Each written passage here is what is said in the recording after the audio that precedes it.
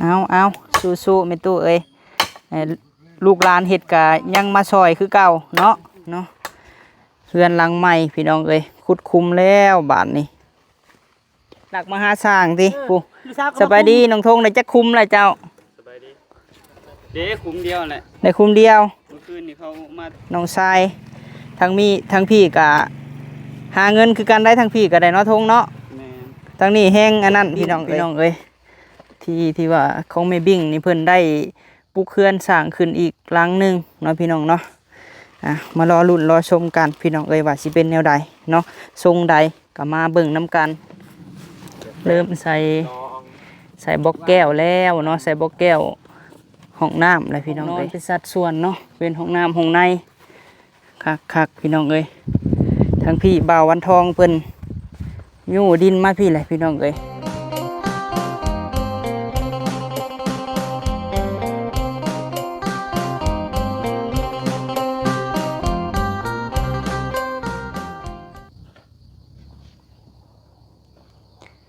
กราบถักไทยสบายดีพ่อแม่พี่น้องสุคนเด้อพี่น้องเด้อเนาะพบพ่อกับบ่าวพามีอีกแล้วพี่น้องเอ้ยพบพ่อกันช่วงบรรยากาศตอนสวยๆแน่เนาะพี่น้องเนาะโดยบ่าวพามีหากะมาพี่น้องเอ้ยพี่แหละเนาะเข้ามาที่ทางของแม่ตู้คำคือเก่าพี่น้องเอ้ยมากับเห็นเขาน้องทงน้องสาเนาะเอ้ยล่ะพี่น้องเอ้ยเมื่อคืนนี้ทั้งเอ้ยล่ะเพิ่นคือว่าคุดคุมร่องคุมเนาะพี่น้องเนาะหรือว่าคุดคุมเสาของที่ใหม่ของไม่บิ่งนี่แหละพี่น้องเอ้ยเพราะว่าบ่าวพามีหาบ่ได้มาพี่น้องเอ้ยกลางคืนเนาะเพราะว่ามันไกลแน่เพราะว่าเอ้ยล่ะเพิ่นมากลางคืนพี่น้องเอ้ยมาคุดกลางคืนเลยเพิ่นก็ได้เนาะโดยและน้องละตีเพิ่นยังพาแม่ตู้ไปตลาดพี่น้องเอ้ยแม่เฒ่าบ่าวพามีนี่แหละก็สิออกมาเบิ่งที่ใหม่พี่น้องเอ้ยคือบ่าวพามีได้ลงคลิปเนาะพี่น้องเนาะโดยบ่าวพามีก็ได้ภาระหน้าที่เลยเด้อพี่น้องเอ้ยเนาะบัดนี้ก็ได้ต้องอดทนและก็สู้พี่น้องเอ้ยเนาะเริ่มผู้แหละพี่น้องเอ้ยจ่ายค่าที่ค่าทางก็เดือน10ผู้แหละพี่น้องเอ้ยวันที่30เดือน10เนาะเริ่มมีภาระมาเติมเนาะพี่น้องเนาะถ้าเฮาบ่เฮ็ดจังซี่ก็บ่ได้พี่น้องเอ้ยอดทนคือคนเก่งเพิ่นว่าเนาะจังใดก็ฝากให้แม่ๆ FC ทุกท่านเนาะพี่น้องเนาะเบิ่งคลิปบ่าวพามีก็ฝากเป็นกำลังใจให้บ่าวพามีหน่อยเด้อพี่น้องเอ้ยเพื่อสานฝันให้บ่าวพามีให้เป็นจริงคือหมู่เนาะพี่น้องเนาะโดยบ่าวพามีก็สิอดทนพี่น้องเอ้ยอดทนพยายามสู้เนาะเดือนหนึ่งก็4,000 กว่าบาทพี่น้องเอ้ยต้องจ่ายค่าที่ทางกำหนดแม่น48 เดือนเนาะพี่น้องเนาะหรือว่า4 ปีนั่นแหละถือว่าขนาดที่ทางของบ่าวพามีที่บ่าวพามีได้ซื้อหรือว่าได้ผ่อนพี่น้องเอ้ยขนาด20 คูณ 25เนาะเป็นสี่เหลี่ยมมณฑลเลยพี่น้องเอ้ยบ่าวพามีก็ยังบ่ฮู้อนาคตเนาะข้างหน้าบ่ฮู้ว่าสิเป็นจังไดพี่น้องเอ้ยเพราะว่าน้องสาวก็มีครอบมีครัวเนาะเพื่อเพิ่นมีลูกมีเต้าแน่เฮือนซ่านก็สิว่าจังไดพี่น้องเอ้ยคือพี่น้องฮู้แหละเนาะเฮือนบ่าวพามีหาบ่มีน้ำพี่น้องเอ้ยหาเงินก็ซื้อแต่น้ำแหละบ่าวพามีตั้งแต่เฮ็ด YouTube มาก็บ่ทันมีหยังเป็นของเจ้าของเลยพี่น้องเนาะนอกจากมีรถมอเตอร์ไซค์คันนึงพี่น้องเอ้ยน้ำผักน้ำแห้งกะครั้งนี้หนึ่งในชีวิตเนาะพี่น้องเนาะแต่บ่ฮู้ว่าความฝันบ่าวพามีตอนนี้พี่น้องเอ้ยว่าสิเป็นจริงหรือบ่เนาะก็ขอให้พี่น้องเบิ่งคลิปบ่าวพามีก็อย่าลืมกดไลค์กดแชร์เด้อพี่น้องเด้อเนาะแล้วก็ฝากเบิ่งโฆษณาคลิปพร้อมพี่น้องเอ้ยโดยเอาซะเนาะถือว่าจังไดก็ขอฝากซ่องใหม่บ่าวพามีน้ำเนาะพี่น้องเนาะซ่องบ่าวพามีสะพานบุญเด้อพี่น้องเด้อเนาะสิเห็นถ้าพี่น้องคนเบิ่งหรือว่าพิมพ์เบิ่งเนาะก็จะพิมพ์คำว่าบ่าวพามีสะพานบุญเนาะก็สิเห็นพี่น้องเอ้ยฝากติดตามแน่เพราะว่าเป็นช่องสำรองบ่าวพามีพี่น้องเอ้ยโดยปะมื้อนี้บ่าวพามีซื้อข้าวเปียกพี่น้องเอ้ยสิมาเฮ็ดนี่แหละสู่เขาเอื้อล่าสู่สร้างกินล้างมาแต่เฮือนเรียบร้อยพี่น้องเอ้ยซื้อข้าวเปียกซื้อลูกหมูแน่แล้วก็ซื้อลูกชิ้นพี่น้องเอ้ยมีหมูยอนำเนาะมาเฮ็ดข้าวเปียกเลี้ยงเขาเอื้อล่าแล้วก็ทีมงานก่อสร้างพี่น้องเอ้ยโดยไป ป้าซะเนาะเข้าไปหาผู้สร้างก่อนพี่น้องเอ้ยป้าพี่น้องเอ้ยก็มี FC ถามมาเพิ่นคอมเมนต์ถามหลายคลิปพี่น้องเอ้ยออกไซส์เบาพามีเพิ่นว่าสมมุติเนาะพี่น้องที่ของแม่บิ่งอยู่นี้เนาะก็จะมีทางนี่พี่น้องเป็นดินจัดสรรเนาะพี่แหละทางออกโค้งไปพุ่นเลยพี่น้องเอ้ยซื้อเด้งฮอดบรรทัดพุ่นเลยแล้วก็ทางเส้นนั้นก็โค้งไปที่ใหม่ของเบาพามีตอนนี้พี่น้องเอ้ยโดยและบัดนี้ที่ของมีตู้ค้ำกันหน้าเฮือนเราเลยออกไปพุ่นคือกันพี่น้องเนาะบ่แม่นซื้อดินทางตันเด้อพี่น้องเด้อเนาะมีครบเนาะนี่บ่พอมีซื้อข้าวเปียกพี่น้องเอ้ยหั่นมาแต่เฮือนเลยเนาะยังก็เฮ็ดมาแต่เฮือนโดยสบายดีล่ะโดยสิไปไสนี่ฮะอะไรก็น้ำก้อนติเป็นอยู่บ่ซื้อM100มาให้สร้างซื้อเป๊ปซี่เป็นอยู่บ่เป็นอยู่ เดี๋ยวเอาเงินให้เราก่อนใช้มีตู้อยู่ใช้มีตู้ฮะบ่เห็นอยู่พุ่นบ่โดยเดี๋ยวไอเอาเงินให้ก่อนเด้อซันเดอร์โดยสั้นไอซื้อน้ำก้อน10,000ได้บ่ล่ะ10,000น้ำก้อนนะอ่ะล่ะโดยน้ำก้อนแลเจ้าไปซื้อเป๊ปซี่ได้อยู่บ่ฮู้อยู่บ่เป๊ปซี่ เป๊ปซี่กับเจ้าเอาซับซีกันเด้อน้องเด้อเอาเป๊ปซี่เอาน้ำส้มเป๊ปซี่3ตุ๊กเด้อน้ำส้มตุ๊ก1เด้อโดยเป๊ปซี่3เด้อได้อยู่เนาะ น้ำมันรถน้องเบิดพี่น้องแม่นบ่ตอนเที่ยงแล้วไอออกไปแล้วไอสิซื้อมาให้เด้อล่ะเด้อเพราะว่าแม่เพิ่นเฝ้าทานและเพิ่นเบิ่งรถอยู่เฮือนพี่น้องเอ้ยเข้าไปหาโดยคอยไปเด้อล่ะเด้อโดยเอารถไอทงนี่บ่ไปเอารถเบาทงไปก็ได้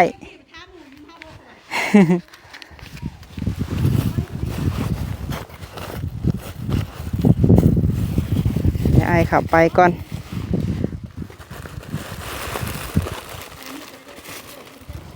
เอาไปทีละอย่างพี่น้องเอ้ยคอยไปเด้อเป๊ปซี่3แล้วก็น้ำส้ม1เด้อล่ะเด้อแล้วก็น้ำก้อนน้ำปาโทไปกับน้องตุ่นก็ได้สาน้องสาเพิ่นก็เจ็บแข้งพี่น้องเอ้ยพาหลดล่มโอ้โทเนาะเรือนหลังใหม่พี่น้องเอ้ยขุดคุมแล้วบาทนี้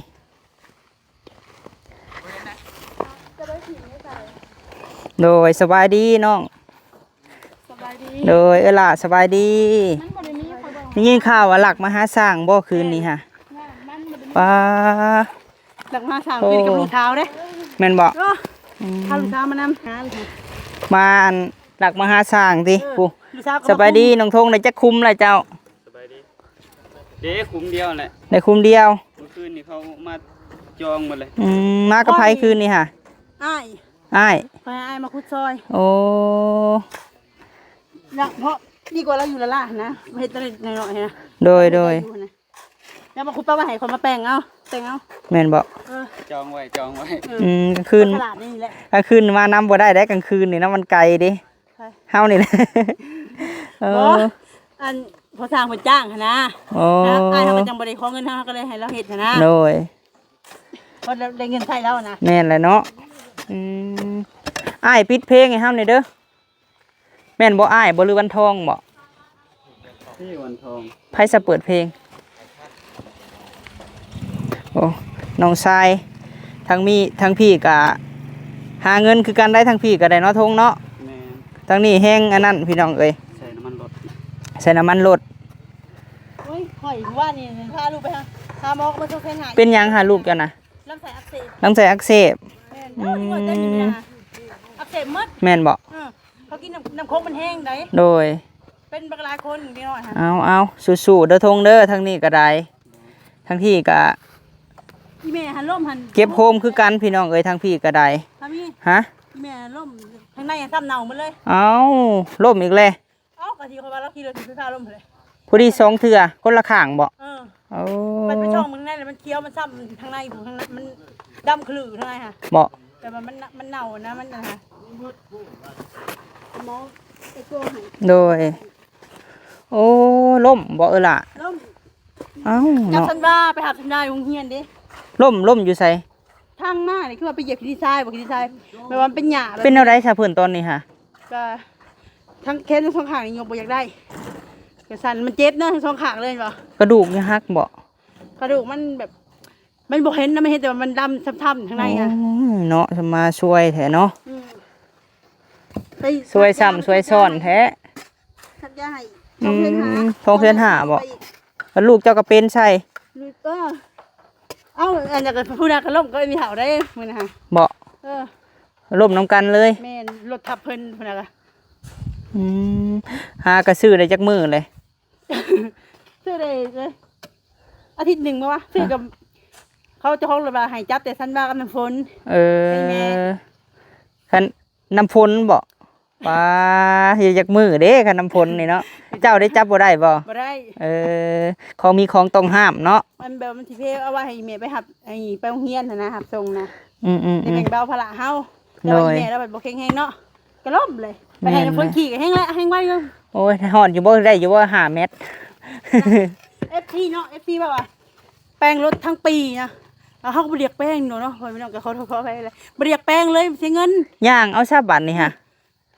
เอารถน้ำฝนเด้อเป็นรถเฮา บัดนี้หันคันเจ้ามาไล่เฉลี่ยเบิ่งค่าเจ้าแป้งกับค่าเจ้าซื้อไม้เฮาว่าเจ้าย่างเอาดีกว่า เพราะว่าบ่มีไผดอกอยากแป้งรถเกี่ยวกับ แม่น นะ แม่น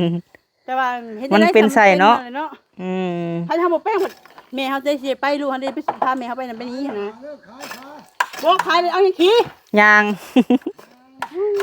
จับตอมือตะตีนตัวเองอยู่นะ ซื้อลอกเข็นเด้อมาสุก บอกคันเฮาขี่ตะกี้มันก็บ่ได้เพ เออ แต่ช่วงนี้น้ำฝนเพิ่นจะแห้งนักขึ้น ตัวไรแหละตอนนี้ค่ะ โอ้ยเว้าเลยนักใหญ่นี่เด้แห้งใหญ่ ร้อยกว่าใช่ไหมชอด200 บ่แม่น140 50หรือว่าเดี๋ยวนี้ โพดโพเนาะ ให้รุดทุนเลยเด้อ เอารถทุนนี่ได้ตั้งแต่อันออกใส่อิหยังก็ใส่น้ำมาแล้วก็ตุ้ย หน่อยจัก3พอดี9เสา ให้เกียกกันแป้งรถตลอด โดย ให้เก็บเงินไว้ให้ลูกกินแล้วแป้ง นี่แหละ แล้วก็กิน เวลาลุยเมื่อคืนนี่เลยบ่นี่ให้จักโมงเมื่อคืนนี่ก็ล่ะ ข้าวเดียว แม่นบ่ ลูกเขาก็มานำเด้ อืม จะเอาลูกมานำมันจะ โดย มันมุงแล้วจะอ้ายน้ำ โดย ว่าอีกคนหนึ่งมันจะไปเรียกกันเลยพักเมื่อดิว่าจะหาคุ้มมือตัวนี้ โดยเอาซะเนาะคือว่าที่ใหม่ของแม่บิ้งพี่น้องเอ้ยที่ว่าของแม่บิ้งนี่เพิ่นได้ปลูกเคือนสร้างขึ้นอีกหลังหนึงเนาะพี่น้องเนาะมารอลุ้นรอชมกันพี่น้องเอ้ยว่าสิเป็นแนวใดเนาะทรงใดก็มาเบิ่งนํกันถือว่าขนาดนี้ใหญ่พี่น้องเอ้ยใหญ่พอสมควรอยู่แม่น9เสาพี่น้องเอ้ย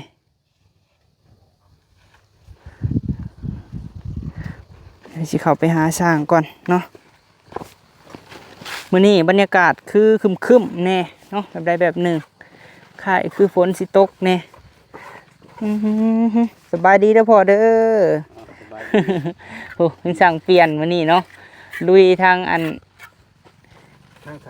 โดยสบายดีเด้อสั่งเด้อ เอาไว้ออนไลน์มื้อนี้ได้ยังเด้มาเฮ็ดกินเอง โอ้นี่แหล้วนี่เตรียมแล้วบัดนี่ค่ะแล้วตีมานำหลังมื้อนี้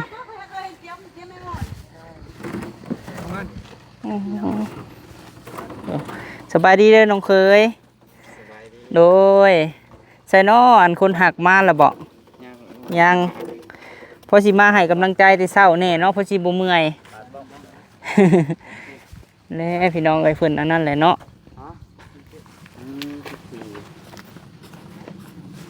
14 เริ่มใส่ จอง ใส่บล็อกแก้วแล้วเนาะใส่บล็อกแก้วห้องน้ำเลยพี่น้องเอ้ยคือว่างานเฮาก็เริ่ม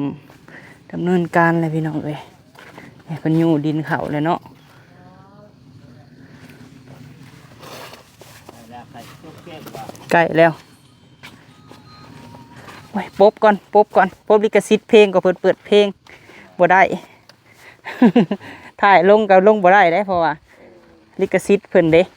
ทั้งวันเนาะ โดยมาทั้งพี่ก็ได้พี่น้องเอ้ยโอ้ทางพี่เพิ่นเอาดินเข่าเลยพี่น้องเอ้ย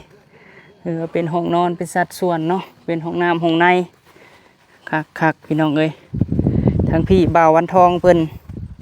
อยู่ดินมาพี่เลยพี่น้องเอ้ย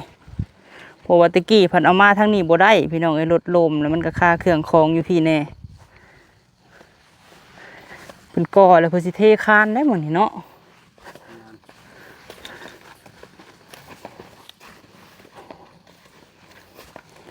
ให้น้องตูนไปฮะ เจ๊ไม่ออก ป้าพอสร้างมื้อนี้บุกเบิดคืนบ่คืนนี่ฮะ สบายดีเด้อพ่อเด้อโดยจะอยากนอนบ่โอ้เหยียดแอวเอาค่ะพี่น้องเอ้ยเนาะวันเฮ็ดอยู่ครัวกินเฮากับ466แน่พี่น้องเอ้ยแม่ครัวก็กำลังมาโดยมื้ออื่นบ่ตัดหลังคานะพ่อป้ามื้ออื่นนี่เริ่มขึ้นโครงห้าง โค้งหาง โดย วันจันทร์สิเอาเสาเรือนดังนี่ลุง โอ้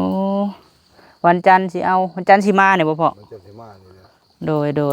นี้ก็ปลากับกอแล้วก็เที่ยวโอ้ปลาก็สาบ มืองามยามดีเนาะ เออ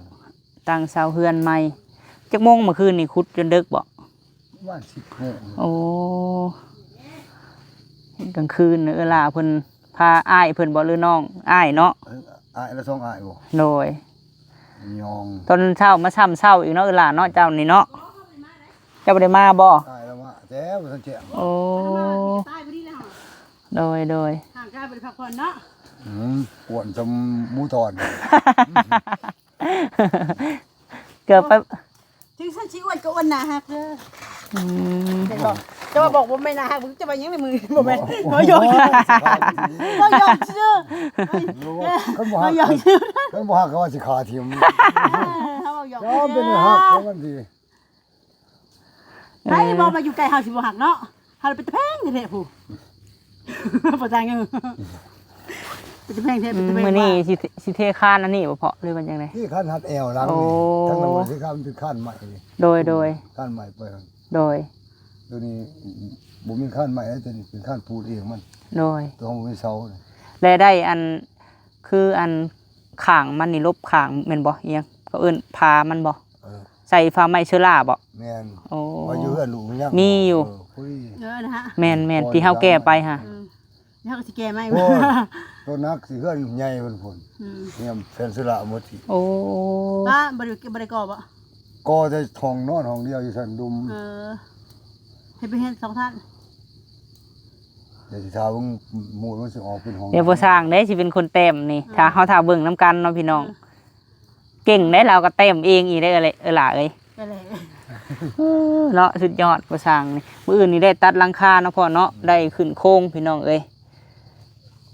หลังน่ะมันสิก็แถมมาบ่เขาแถมเองครับ โอ้แล้วระเบิดล่ะ เฮาเช้ามื้อก่อน จะเมื่อยพอได้มาเดี๋ยวเช้าเมื่อยดิโดย เป็นลมเข้าไปบ่ได้หรอกลมพัดไปบ่ได้ เนาะ ใหญ่ โอ้ กว่านี้เนาะโอ้ย พนักบ่ดันสิตายแล้วนี่ กินเมียเพิ่นเด้คันหม้อหลอกเขาจะเอาเพิ่นไปเขานี่ก็สิเอาเพิ่นเข้ามาผูกคอดิ้นเลย มันใส่ก้นรถเด้อนี่เนาะ แกไปเลย โอ้ย ลูกก็ยังยากแล้วบ่ เครื่องนึงสิบ่มีนะ แบบจะไปวัดเจะก็นั่งสิบ่ ก็นั่งแบบนี้แหละ อืม ก็นั่งแบบนี้แหละ น้ำฝนหั่นแหละเนาะ เฮามีแต่นั่งแบบนี้หลายกว่ามันอยู่ด้านนั่งแบบนั้น เห็นบ่ เป็นหยังก็อยู่บ่มักไปวัดเขานั่งตัวหมอบศพขาบ่เพี้ยน บ่เฮา ปวดขาขวาเขาจังนั่งคัตมาลูก เจ้าฮะ เออ อันนี้ว่าเฮาไปเฮาสินั่งแบบนี้หลายกว่าถ้าเฮานั่งมันคำท้อง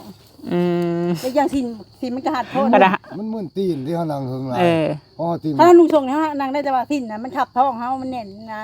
จะ นี่ ก็ นะมันสิ เจ้าก็นุ่งสุด มัน เอา สิ ก็ แก้ ได้ แล้วก็สิอันนี้ละได้ จะก็เอาส่วนสินจะก็มาขาบไว้เนี่ยมันเรื่อง แต่ก็เป็นเกลแล้ว เอ้ย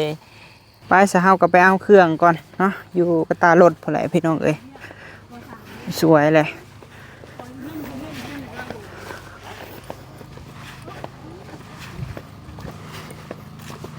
เพราะว่าสวยแล้วมันก็แดดร้อนเลยพี่น้องเอ้ยไอ้สาวเอามาวานนี้อันนี้เนาะรถก็จอดไกลๆพี่น้องเอ้ยมันบ่มีห่มซื้อมาเบิดอิหยังก็ได้นี่สอกลูกชิ้นเนาะไปนี่เกียมมาแต่เฮือนพี่น้องเอ้ยเครื่องปรุงอิหยังก็แม่นบ่พอมีถือมาแต่เฮือนเบิดเลย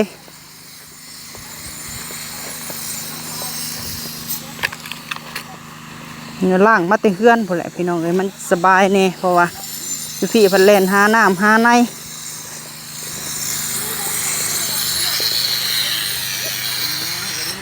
อยู่เฮือนยังว่ามีบนว่างไว้แล้วก็เฮาก็ล่างมาพี่น้องเอ้ยแล้วมันสิสะดวกสบายคักๆล่ะครับเป็นหยังนี่ เฮ็ดก็เปียก มากระไฟเนี่ยสดัน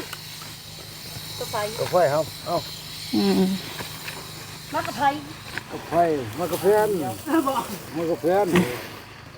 โดยโอ้มาเลยพี่น้องเอ้ยน้องสากับน้องตูนเนาะ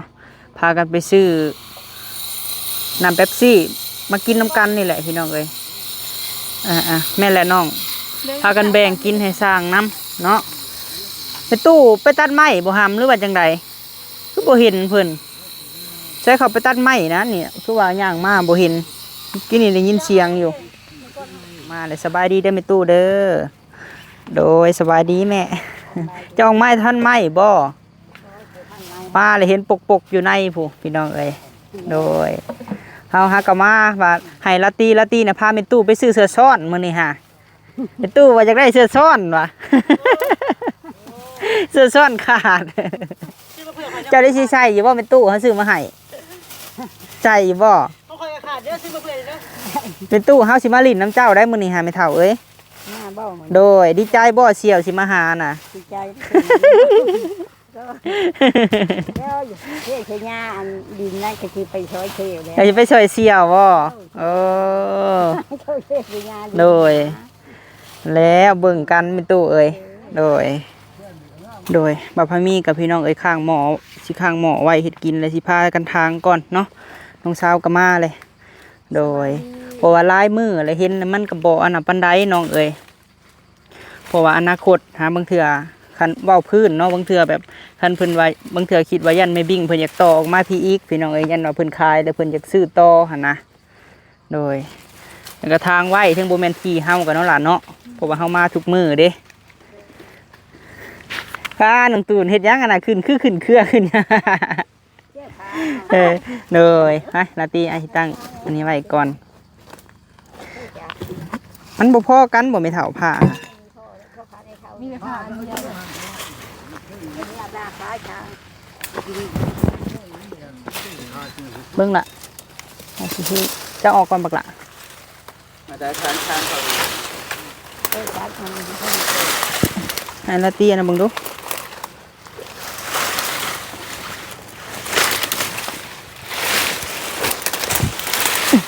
มันหกอะไรเด้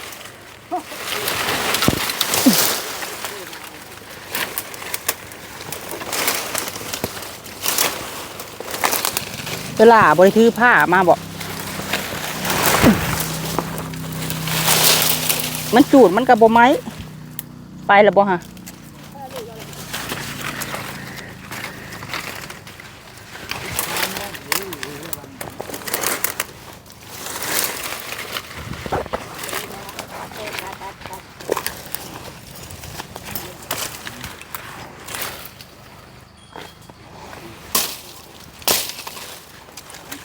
หกโจรมาลี่อยู่กับบูฮูได้ไหมเท่าเอ้ย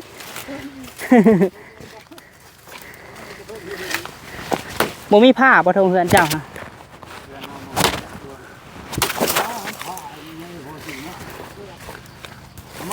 เด้อตัวนี้แม่นบ่ไปเอาของโบสร้างผู้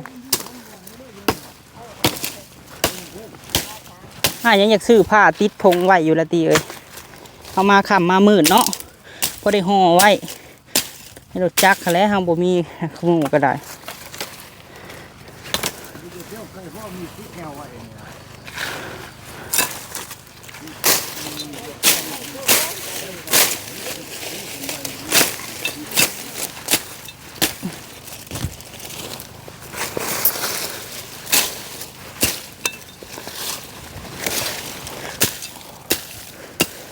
ผ้าบ่คู่กันเลย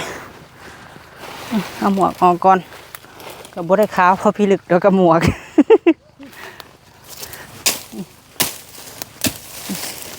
มาพี่บักหลาเจ้าเก็บไปไอสิพันให้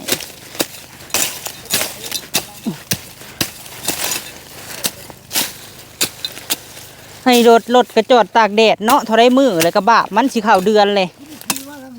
ฮ ไผมันผัดมันหอมเลยเลือกบ่อยากเอาข่าวพอเอ้ยแล้วลูกจังหวะทางมันเป็นนี่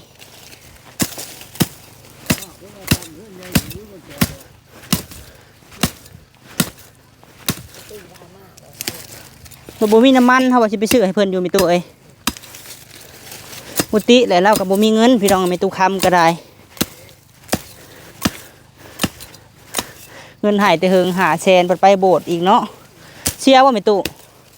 เชียร์ว่าไปโบสถ์กะทันตุนเพิ่นบ่กล้าครับไผเนาะล่ะเนาะ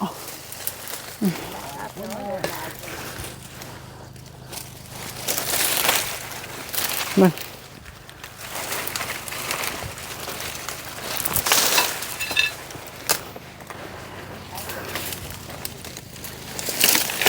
นี่ก็ได้เลยทานพื้นนี่โตเอ้ยเห็นบ่ทำแบบสี่นี่มันตรงทางแต่พี่ได้เนาะผู้สร้างเนาะทางแต่พี่เลยหื้อแต่นี่เนี่ยเข้ามาพี่น้องเอ้ยให้มันเป็น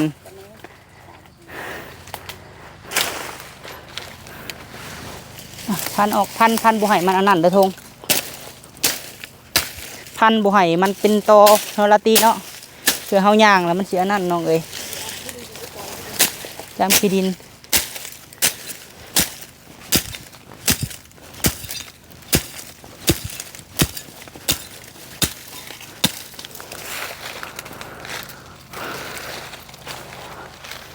จังไรตัวนี้ฮะละก็หกกะลีพี่น้องเอ้ย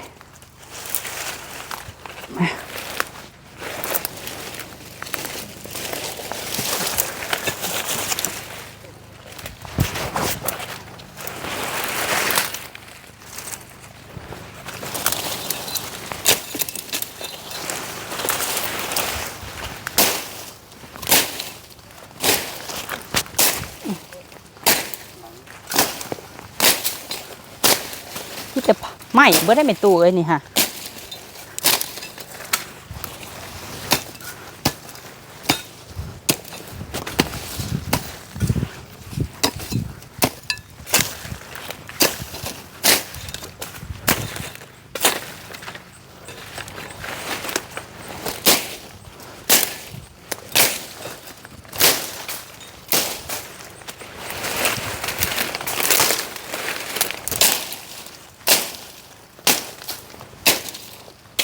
ถ้าเฮาสิไปจูดพี่น้องอะไรเฮาบ่ได้ให้มันแก็บไปสิแต่มันบ่ไหม้เฮาต้องทางก่อนมันไม่ตู้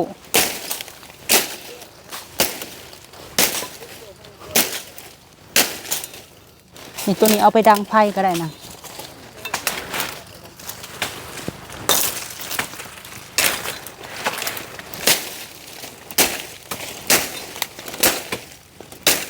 คิดร้ายมืออะไรพี่น้องกับสลามนี่ฮะแฟนเฮานี่แหละเนาะไม่เท่าเนาะเฮามาอยู่เด้เพื่อสิแล้วเฮือนนี่เป็นเดือน2 เดือนพู้เลย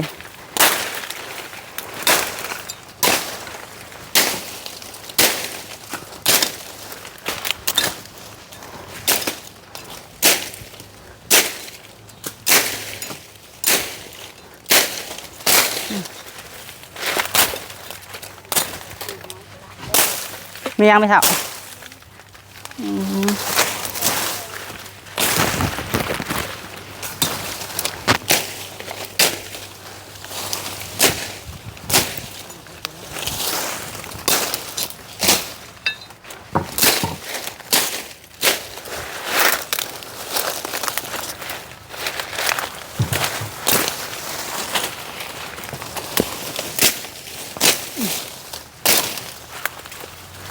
พี่น้องให้ทางเชิงเฮือนเขาไม่บิ่งเนาะละตี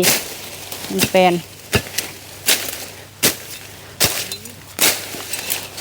ให้บริษัททุ่งมือจะได้หลายน้ำ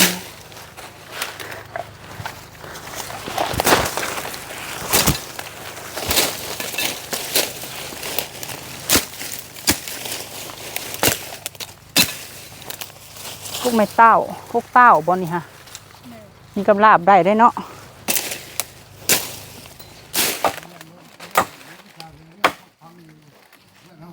เอาสู้ๆแม่ตู้เอ้ยลูกหลานเฮ็ดก็ยังมาซอยคือเก่าเนาะ